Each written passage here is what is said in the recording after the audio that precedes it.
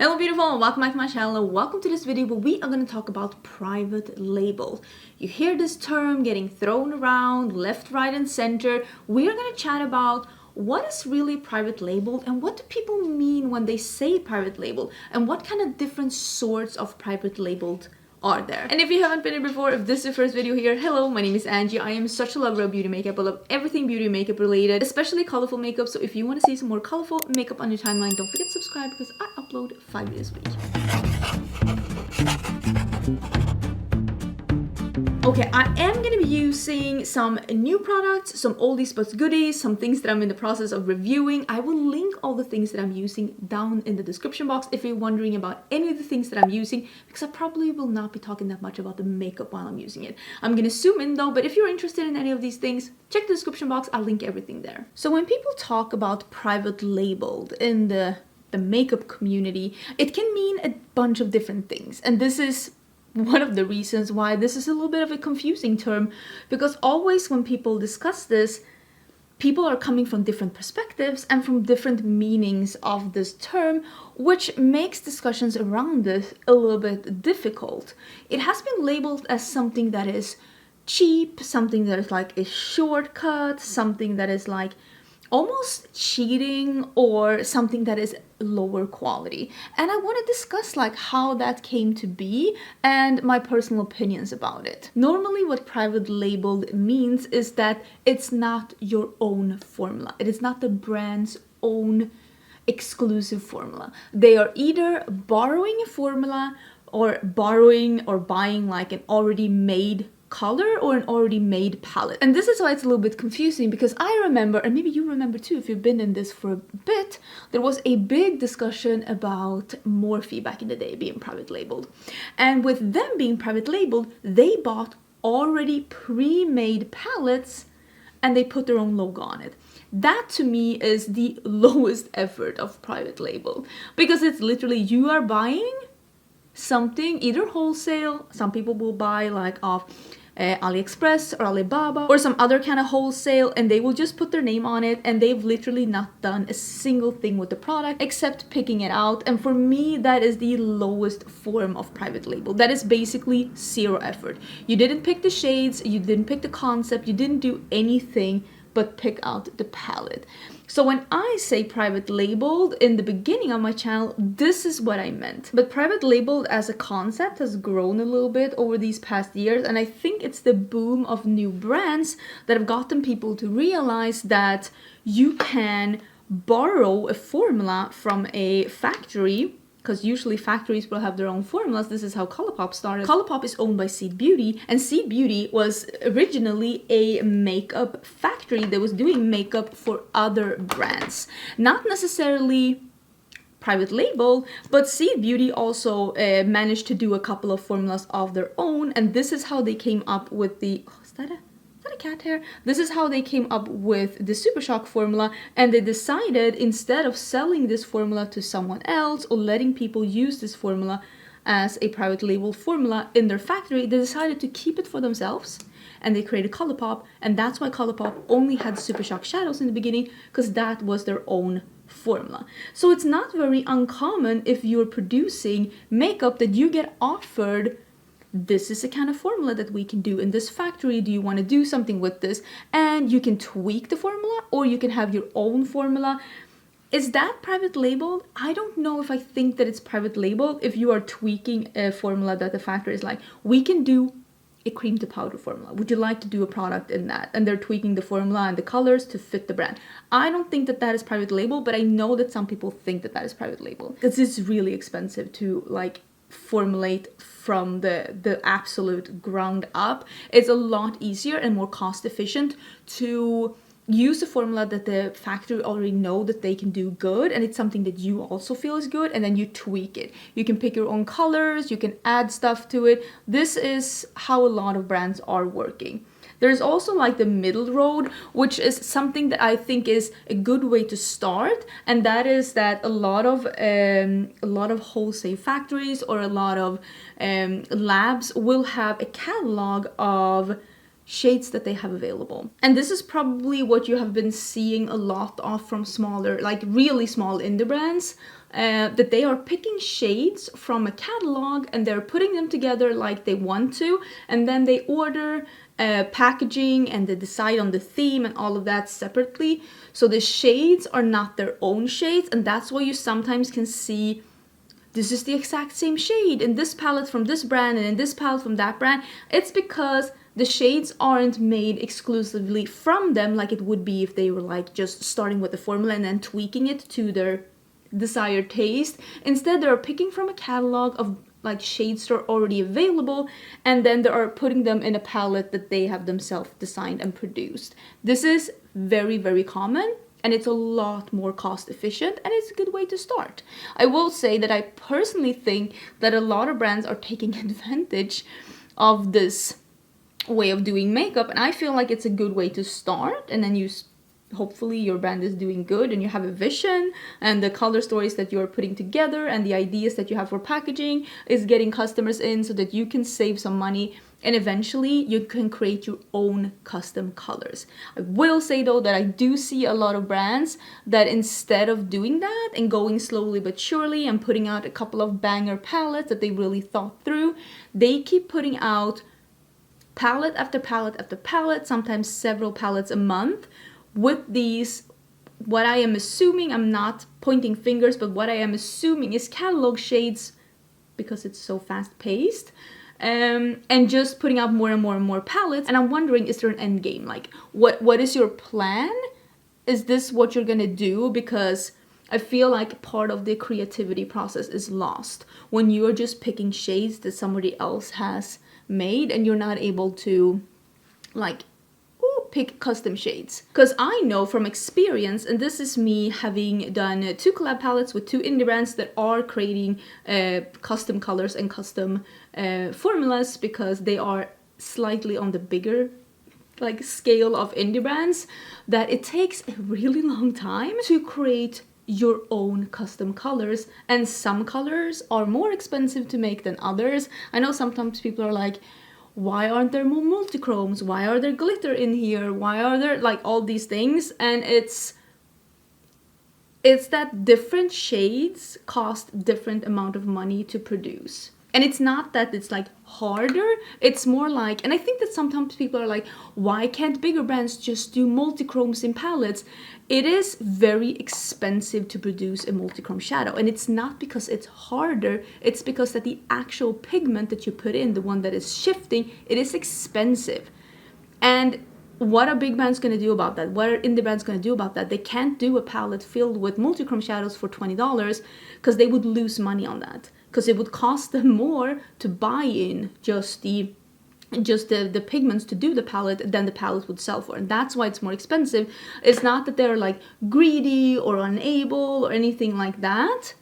It's that for most brands, depending on where you get your resources, of course, it is just not cost efficient to have a very inexpensive multichrome formula. So when it comes to formulas, the cheapest formula to make is pressed glitter. And that is why sometimes in palettes you will see pressed glitters, even though most of the beauty community is not asking for them, but it helps the brand to keep the cost down a bit.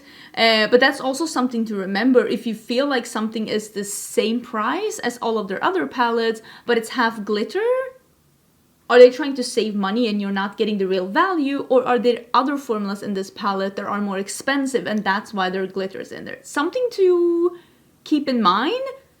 Pressed glitters, from what I've heard, is the cheapest formula to make. And then from what I've heard, the more sparkles or the more special a shade is, aka duochromes, multichromes, or super sparkly metallics, the more sparkly they are, the more expensive they are to produce. So mattes and like satins or traditional shimmers are less expensive to produce than like, for example, a multichrome shadow or like the Pat McGrath special formula.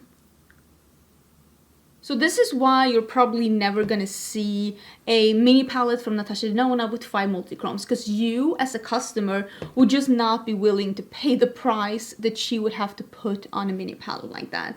Or a quad from Pat McGrath with 4 special shades. As a consumer, you probably would not be willing to pay the price that she would have to put on a quad like that to even break even. So maybe stuff changes in the back, or maybe they're able to buy up enough, like, because the more you make, the less money they cost per unit. So maybe if they're able to make like a lot of them, or if they're able to get like some of the pigments in a little cheaper or something like that. But most probably you won't see something like that, because it just will not be cost efficient for the brand. Ooh, why am I surprised at how pretty that is? But yeah, that was prettier than I thought it was gonna be. This is the highlighter from Laura Lee. Huh, she's really on.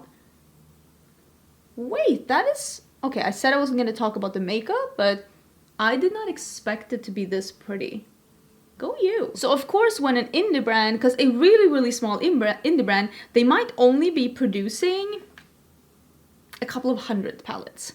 But a bigger indie brand will probably be producing thousands of palettes. And we all know the rumor that was with the Jaclyn Hill, the white original palette that she did with Morphe, that they sold 1 million of those. And of course, you're gonna get a discount when you are producing 1 million of something versus if you're producing 400 of something. And of course, you are gonna get access to bigger, and I'm not saying necessarily better, but maybe more organized and faster factories when you are ordering bigger quantities versus when you're ordering smaller quantities. Wow. That escalated quickly, but I'm also kind of loving it, kind of living for it. Huh. So that's also something to keep in mind when it comes to pricing, because I feel like sometimes people are like, indie brands makeup should be affordable. Why? It shouldn't be the opposite, that the brands that are able to produce makeup at a lower cost, shouldn't they be the ones that are having affordable makeup? And the reason where they are not able to put their costs down the way that indie brands are is that they have to pay Sephora and Ulta and all of these places where they have gondolas. They have to pay for so much more storage units and so much more personnel and all the marketing and all of that, in a way that smaller indie brands just do not. Whew. Okay, let's move in to a little eyeshadow. I am actually gonna do something that's like a neutral with a twist today. Like a neutral with a pop of color in a way that I have not done before. So I'm actually very excited about today's look. I think I'm gonna be using some of the Angie Hot and Flashy brushes that she did with BK Beauty. I think I'm gonna use some of these today. I think that's gonna be perfect. I'm also gonna start with the Give Beauty quad in a Danger Zone. But just because some factories are offering a private labeled formula where they're like, this is our matte formula and this is our shimmer formula and this is our whatever formula, and then you can, if you want to, use that formula or pay to use that formula, it doesn't mean that every brand that is producing at that factory is indeed using that factory's formula. That's not necessarily what it means. And I feel like sometimes we are so caught up in the, oh, I've heard that these brands are made at the same factory, so they have to be the same formula. That is just simply not true. Because I do know some insider information when it comes to this. I do know some brands that are made at the same factory that I'm not like, that's not something that I want to disclose, but they do not have the same formula at all, like some of these brands that I am aware of. And I'm not saying this to be like, haha, I know secrets. I'm telling you this so that you are aware that a lot of really big brands, they will go to a factory and they already have like an engineer or someone that's in charge of doing the formula. They're like, this is our formula, this is what we want produced. And then the factory, basically they sign a contract with the factory or the lab that they are not allowed to sell that formula to anyone else or even disclose that the products are made in this factory. Like, it's all hush hush, which makes sense. It makes sense, but that's why sometimes I get so frustrated when it's like, these are made in the same factory, so it's the same formula. It doesn't at all have to be that.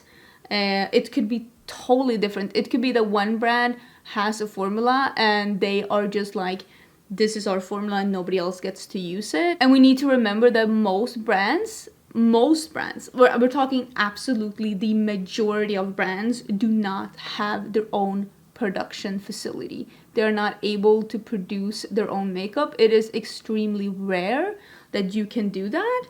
So let's not forget that just because maybe a lot of brands are made in the same factory, it doesn't mean that they have the same formula. I would say even the opposite. It could be if there's a factory that's maybe more working with smaller brands that are like producing makeup that is used with a private labeled formula. When it comes to bigger brands, I would say most definitely not. Oh my god, I don't know when I turned into this horrible YouTuber. I pressed the button to record and for some reason it didn't record. I used the two pastel blues to create this like somewhat of a pastel accent to a little neutral look. I am so sorry that it didn't record. I'm so sorry about that. I'll do some mascara instead here. That's all I did. I just brushed that on with a flat brush. I started with the cream shadow and then I put the matte pastel on top, and that's it. Okay, the last thing I wanted to talk about that I did talk about but no one was recording because do I need an intervention or like a spa? Like, do I need a day at a spa? I don't know what's wrong with me and like recording. But the last thing that I wanted to talk about when it comes to like private label is the whole idea that private labeled means that it's bad quality and that anything else is better quality than private label. And I can tell you right now, I have tried a lot of formulas in my days that have been either private labeled or that I am fairly sure is private labeled. Both like pre-made palettes, things that are picked from catalogs, or using a formula but being able to make your own shades. I've used all of that, and I can tell you right now that there are good private label formulas and there are bad private label formulas, and being private labeled or not does not really have anything to do with quality. I can tell you that right now. And I will also say that sometimes I feel like we are losing sight of like, why are we buying makeup? I'm buying makeup because I'm hoping that the makeup, am I recording? Oh my god. That I'm hoping that the makeup that I'm gonna buy is gonna be good quality and that I'm gonna enjoy using it. Does it matter if it's private labeled or not, if it's good quality? Like what I'm reviewing is this good quality? Is this what's advertised? Is this a good quality product that will give you a desired result? Is it easy to work with? Is the eyeshadow blendable? All of those things is like, is it worth the money? And I feel like sometimes we are losing sight of that because we're so, but is it private label? Does it matter? I've tried so many non-private label formulas, both like from bigger brands that have their own formulas, but also handmade stuff that has sucked. Like straight up sucked. And I don't think that it has anything to do with, is it the brand's own formula or not? Does that matter if the product is good? If the product is good, isn't that the whole idea? And it's like, the brand owner could recognize a good formula. That's good enough for me. If I buy something and it's a good formula, that's good enough for me, because I've tried some handmade formulas that have been amazing, but I've also tried some handmade formulas that have been literally falling apart within 3 months. And it's just like, why? And also when it comes to like handmade formulas, sometimes it's really hard to keep those in stock and to make bigger quantities and to be able to like have more than a couple of hundred customers at a go, especially if you're a smaller brand, because hand making stuff, like, it takes time, and even hand pressing stuff, it takes time unless you have your own little mini factory at home and you're able to press stuff. But then we're also talking investments, because buying those machines that press is expensive. That is expensive. You might as well just invest in your own formula, depending on how you like to work, of course. I'm gonna put some half lashes on, but this is with just mascara. And I also feel like with some bigger brands, sometimes because they are so heavy with like expenses when it comes to, again, personnel and PR and marketing and like the whole like backbone of their company, and all the gondolas and all of those things cost so much money. So sometimes they have to cheapen out a little bit on the actual products, and you noticed that probably from like Tarte and Too Faced and Urban Decay. Like some brands, it just feels like, why can I buy a product from an indie brand, private labeled or not, that is so much better quality for equal amount of money than from a bigger brand? Like, why are they not able to do it? And it's probably because they're not putting as many sparkles in, or they are not maybe using as like high quality ingredients, or maybe they're just not putting as much pigments in or stuff like that, just saving a little bit of money to be able to break even with the extremely big ship that they are sailing, because some of these brands have a really big ship. And also something to remember, that when you are doing 1,000 palettes, it may be easier for you to find pigments for 1,000 palettes than it is to find pigments for 500,000 palettes. Because it's like you have to be able to secure that pigment in a big quantity, and that is a lot easier to find pigments for 1,000 palettes than it is to find a bulk of pigments for 500,000 palettes. So that's also something to take into consideration. Cool. I don't know if this video made sense at all. I have no idea. I hope it did. I hope that this video made sense. I really do like the look. I'm so sorry that the part fell out where I was putting the matte on. But yeah, I was just putting the matte blue on. I really like how this looks together. And of course I'm wearing pants in my waterline because I've been loving that for what, 5 years? 4 years? 5 years? I don't know. But it's been my favorite eyeliner for so long. And I just wish it would come back in stock at Colourpop, and not in a set. I want to buy a single, even though I still have some left. I'm like, I never want to run out of this. Okay, let me put the falsies on and we could just have a final chat. Okay, the look is done. It feels so weird to not have any extensions in, to just have my own hair, because it's like, my hair is nice, but it's not as nice as with extensions. It takes some getting used to.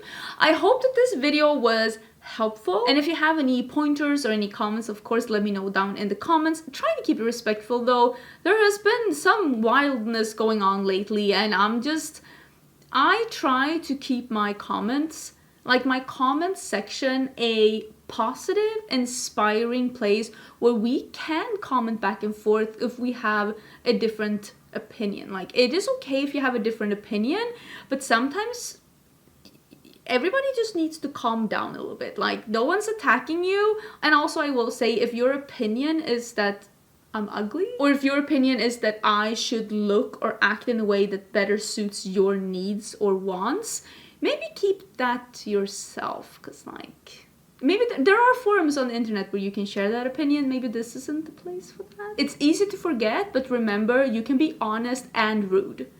You can be an honest, rude person. Those work together. I've seen a lot of honest, rude people in my life. So make sure that when you're putting something and you're just being, I'm just honest, yes, but are you also rude? Because you can be both. So just saying. Also make sure that you're subscribed. YouTube is having that weird thing lately when they're unsubscribing people. If you want to be subscribed, do make sure that you are subscribed, because I have heard some people being unsubscribed lately. I think that was everything for this video. I hope you're having an amazing day. I'm actually having an amazing day. I'm gonna have some Cheesecake Factory leftovers for lunch, and I am so excited. So I will see you again tomorrow for a new video. Bye!